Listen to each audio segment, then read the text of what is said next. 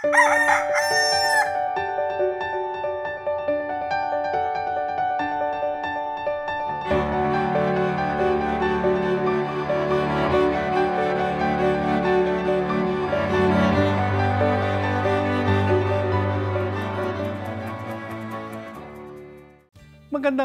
araw mga kapamilya. Magkapet pandasal muna po tayo.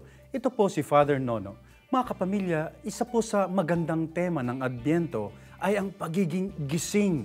Dapat daw ay lagi tayong gising, laging alisto, laging handa dahil dumarating si Jesus bawat sandali ng buhay natin. Pero aminin po natin, antukin tayo. Tulog ang kaluluwa natin, ang ating buhay pananampalataya. May tatlong nagbubunsod ng ating antok. Una, pag super pagod ka, wow, aantukin ka. Kaya kailangan paalalahanan daw ang sarili. Ang buhay ay di lamang puro trabaho. Kaya nga ibinigay ang linggo upang masabi nating hindi tayo alipin ng trabaho. Pangalawa, kung super busog ka, nako po, aantukin ka talaga. Kaya't sa Kwaresma meron tayong fasting at abstinence para madisiplina ang sarili.